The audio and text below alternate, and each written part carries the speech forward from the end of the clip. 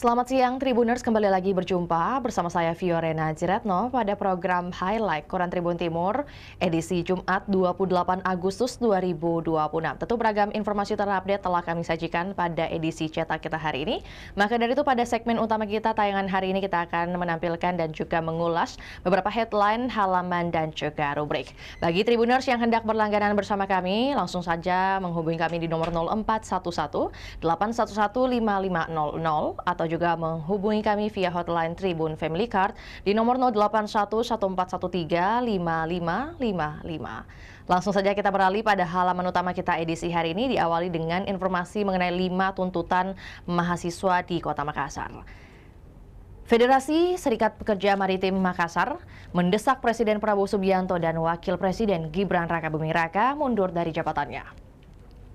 Tuntutan tersebut digelorakan Federasi Serikat Pekerja Maritim dalam aksi unjuk rasa di flyover perempatan Jalan Urip Suharjo, Jalan Adi Pangeran Petarani, Kota Makassar pada Kamis 27 Agustus 2026 sore.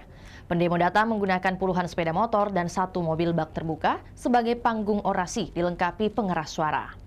Dikatakan selaku Jenderal Lapangan Federasi Serikat Pekerja Maritim Makassar, Andi Indar, hingga hari ini belum ada langkah konkret yang memberikan perlindungan dan kesejahteraan bagi pekerja.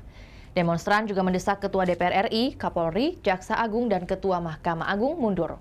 Selain itu, massa juga membawa 9 poin pernyataan sikap. Lalu massa menyoroti persoalan kesejahteraan rakyat, kondisi ekonomi, korupsi, penegakan hukum, perlindungan pekerja, kelangkaan BBM, hingga pendidikan.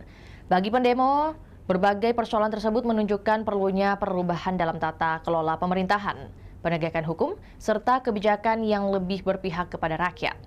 Aksi tersebut membuat arus kendaraan di sekitar lokasi sedikit melambat karena pendemo membakar ban di badan jalan.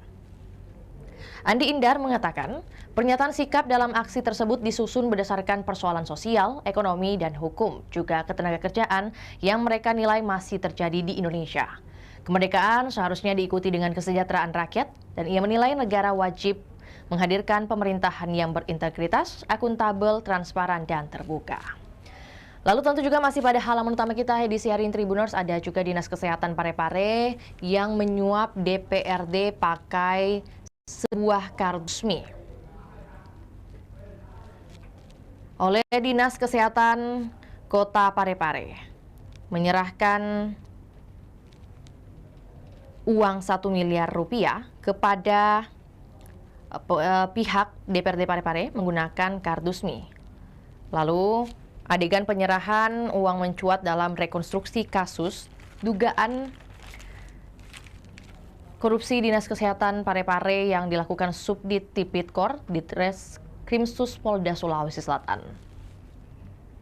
Oleh Polda dari Kasubdit, yakni Kasubdit 3 Tipidkor, AKBP Jufri memimpin reka ulang yang melibatkan 28 saksi. Lalu, tentu selanjutnya, dikatakan bahwa jadi dugaan terkait untuk ketok palu anggaran pokok dan anggaran perubahan waktu itu, katanya pada Kamis kemarin. Nah, salah satu adegan memperagakan penyerahan uang oleh mantan bendahara RSUD Andi Makassau, yakni Muhammad Syukur, bersama mantan PPK pengadaan obat RSUD Andi Makassau, Taufikur Rahman. Reka ulang dilakukan selama 2 hari dengan total 101 adegan. Jufri menjelaskan, rekonstruksi hari pertama digelar dengan memperagakan 52 adegan, sementara pada hari kedua sebanyak 49 adegan. Rekonstruksi dilakukan di beberapa lokasi karena rangkaian peristiwa didalami penyidik di tempat berbeda. Dalam perkara itu, Taufikur Rahman menyatakan uang 1 miliar rupiah diserahkan pada November 2016. Uang tersebut disebut berkaitan dengan uang ketok palu untuk pembahasan APBD pokok tahun 2017. Lalu dalam perkara sebelumnya 3 orang telah menjadi terpidana yakni YM, SJ, dan MJ.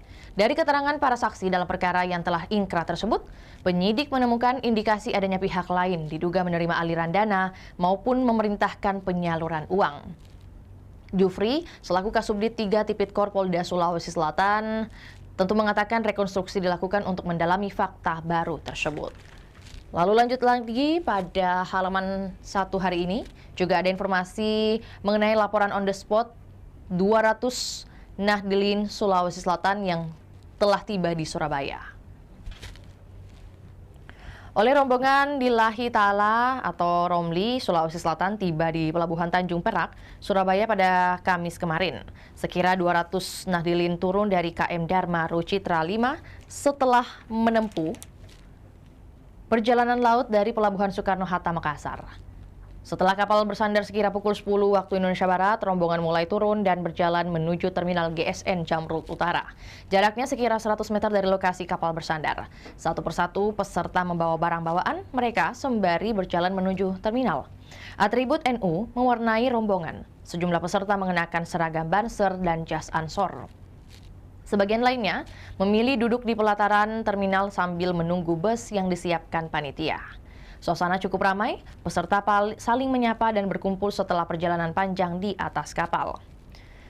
Perlu diketahui bahwa muktamar akan digelar di Pondok Pesantren Bahrul Ulum, Tambak Beras, Jombang, Jawa Timur. Dan ini merupakan agenda 5 tahunan NU tersebut yang berlangsung dari tanggal 27 hingga 31 Agustus 2026. Oleh Ketua Rombongan Zona Sulawesi Selatan Muhajirin mengatakan perjalanan dari Makassar menuju Surabaya begitu lancar. Menurutnya, seluruh anggota rombongan tiba dalam kondisi baik meski harus menempuh perjalanan laut cukup panjang. Ia mengatakan kebersamaan selama perjalanan membuat rombongan tetap bersemangat meski berada di kapal selama puluhan jam. Terakhir dari halaman ini adalah 2 motor dibakar di depan pos polisi, di mana sejalan dengan 5 tuntutan mahasiswa Makassar, ternyata ada 2 sepeda motor dibakar di pos polisi Pejompongan Jalan Pejompongan Raya, Jakarta Pusat pada Kamis 27 Agustus 2026 malam.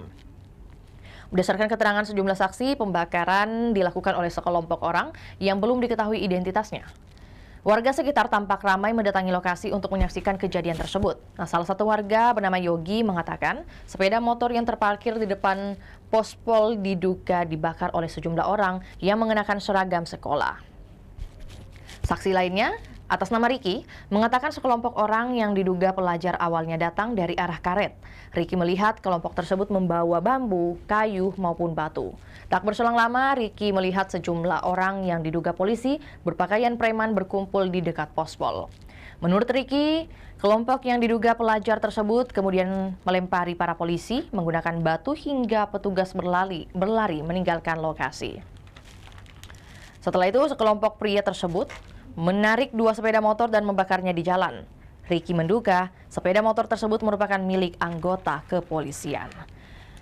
Tribuners, dari halaman utama kita beralih pada halaman berikutnya, yakni halaman 8 pada rubrik Tribun Kecamatan. Menjadi halaman baru dan juga rubrik baru juga yang kami hadirkan pada edisi cetak kita hari ini. Dan diawali dengan warga Tama Maung yang menyulap kosan menjadi bank sampah. Oleh Ketua RT 008 RW 007 Kelurahan Tama Maung, Ramla, menyulap rumah kos miliknya menjadi sekretariat bank sampah unit atau BSU Sejahtera. Rumah kos yang berada tepat di samping kediamannya itu kini menjadi tempat penampungan sampah anorganik warga sebelum disalurkan ke Bank Sampah Pusat Kota Makassar. BSU Sejahtera berlokasi di Jalan Sukaria, nomor 26B, dan kemudian Ramla telah memulai juga merintis bank sampah tersebut sejak Februari 2026. Jarak BSU Sejahtera dari flyover Jalan Urip Sumoharjo sekitar 7,6 dan 9,2 km dari kantor Gubernur Sulawesi Selatan yang juga berada di Jalan Urip Sumoharjo. Ramla mengaku memilih mengubah rumah kos miliknya menjadi tempat pengelolaan sampah karena dinilai lebih menjanjikan. Ramla mengatakan penimbangan sampah rutin dilaksanakan setiap bulan dan saat ini pihaknya kembali bersiap mengajukan penimbangan ke Bank Sampah Pusat. Sebagian besar sampah yang masuk ke BSU Sejahtera berasal dari warga di wilayah RT 08 RW 07. Lalu kemudian wilayah tersebut memiliki sekitar 100 unit rumah. Ramla juga tidak hanya menunggu warga datang menyetorkan sampah, ia juga aktif menjemput sampah dari rumah-rumah warga. Tentunya menggunakan sepeda motor miliknya. Pada penimbangan, yang terakhir dilakukan pada 22 Agustus 2026, BSU Sejahtera mengumpulkan sebanyak 145 kg sampah. Sampah tersebut berasal dari lebih dari 30 nasabah yang terdaftar. Dalam mengelola bank sampah, Ramlah dibantu pengurus BSU, suami dan anaknya. Warga sekitar, khususnya ibu-ibu juga kerap ikut membantu saat proses pemilahan dan pengelolaan sampah. Meski demikian, Ramlah mengaku masih menghadapi kendala dalam mengembangkan BSU Sejahtera. Salah satunya adalah keterbatasan kendaraan untuk menjemput sampah dari rumah warga. Menurutnya, keberadaan kendaraan dengan kapasitas lebih besar akan membuat jumlah sampah yang dapat dikumpulkan semakin banyak. Di sisi lain, keberadaan BSU Sejahtera turut memberikan tambahan penghasilan bagi keluarga Ramlah. Ia menyebut pendapatan dari pengelolaan sampah berkisar 1 juta rupiah hingga 2 juta rupiah. Penghasilan tersebut turut membantu membiayai kebutuhan pendidikan kedua anaknya yang sedang berkuliah. Lalu ada juga bank sampah A1 Buri bantu ekonomi warga Karwisi. Sejak September 2022, bank sampah unit A1 Buri beroperasi di Jalan Persatuan nomor 34, Kota Makassar. Lokasi BSU ini sekitar 2,4 km dari Mall Nipa di Jalan Urip Sumoharjo. BSU tersebut dikelola Nur Leila yang juga menjabat sebagai Ketua RT 03 RW 010 Kelurahan Karwisi. Dalam penimbangan terakhir pada Senin 24 Agustus 2026, BSU Alburi Aiburi berhasil mengumpulkan dan menyalurkan sekitar 300 kg sampah ke Bank Sampah Pusat Makassar. Tentu, Nur Leila mengatakan sampah yang dikumpulkan terdiri dari berbagai jenis, yakni kardus, kaleng, aluminium, botol, serta gelas plastik.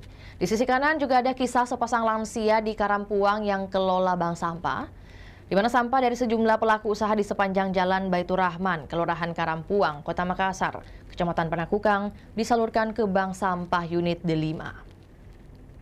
BSU yang telah berdiri sejak Oktober 2024 itu menjadi salah satu tempat andalan pelaku usaha untuk menyalurkan sampah yang mereka hasilkan. Sejumlah pelaku usaha seperti RM Ulujuku, Bakmi Ayu, serta beberapa warung kopi di Jalan Baitur Rahman turut membawa sampah mereka ke BSU D5.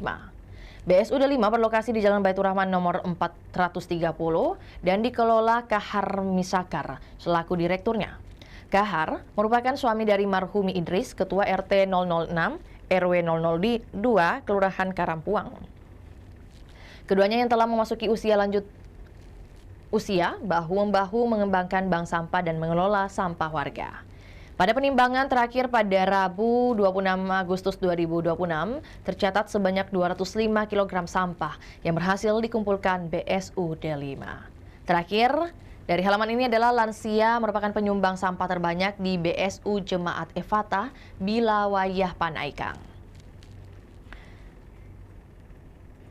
BSU ini mencatat capaian sebanyak 2,49 ton sampah pada penimbangan terakhir pada 20 Agustus 2026 lalu. Jumlah tersebut berasal dari 22 jenis sampah yang dikumpulkan dan dipilah warga sebelum disetorkan ke BSU Jemaat Efata Bilawayah. Nah, BSU Jemaat Efata ini berlokasi di Jalan Bilawayah Raya, Kelurahan Panaikang, Kecamatan Panakukang, Kota Makassar. Lokasinya berjarak sekitar 1 km dari markas Kodam 14 Hasanuddin yang berada di Jalan Urip Sumoharjo, Kota Makassar.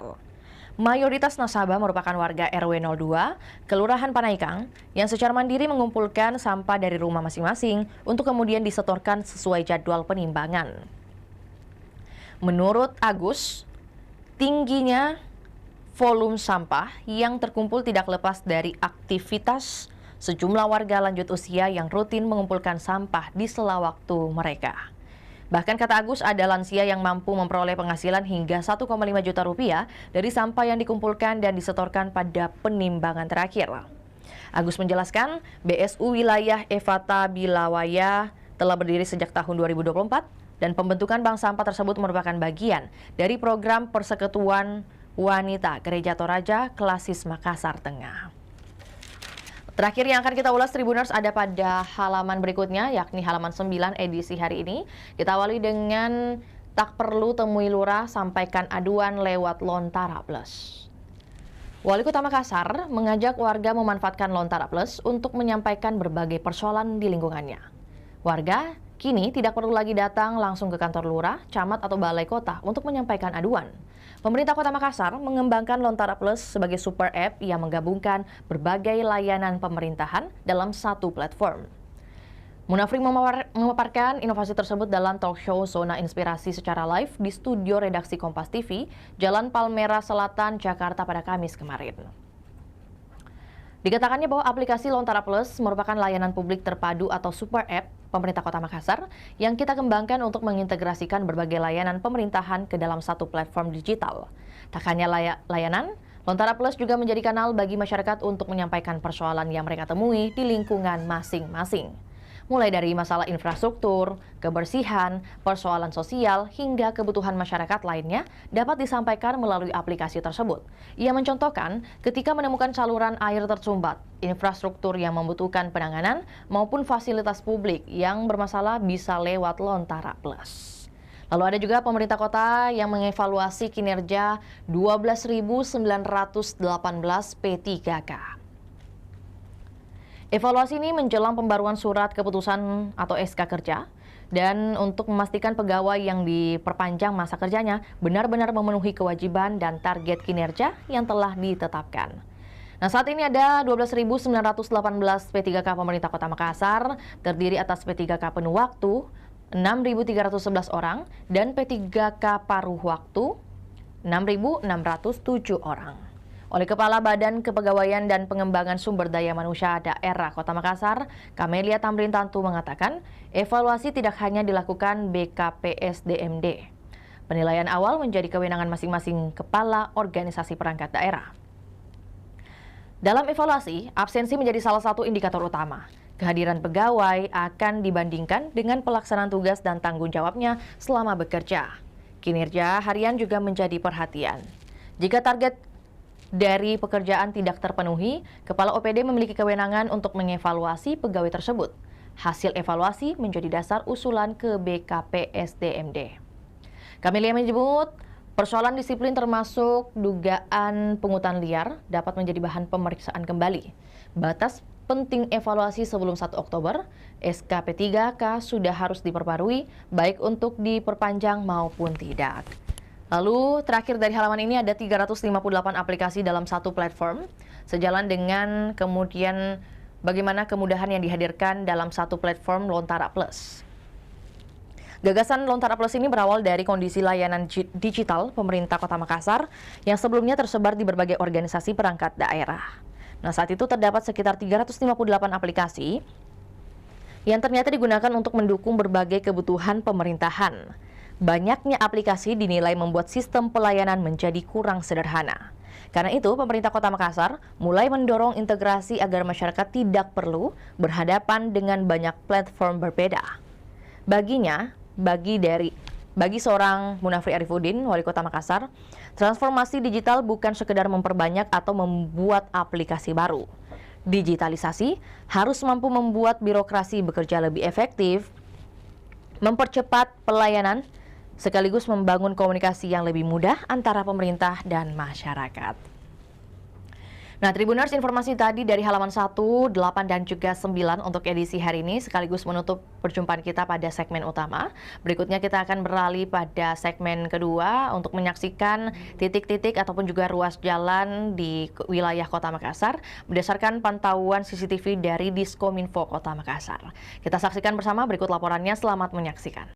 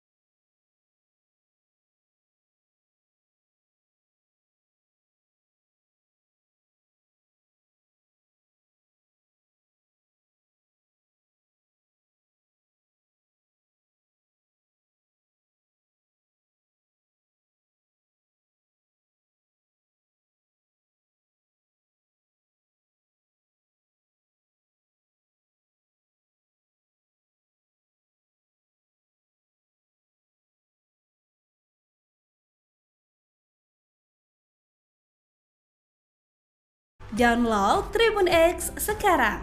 Menghadirkan lokal menjadi Indonesia.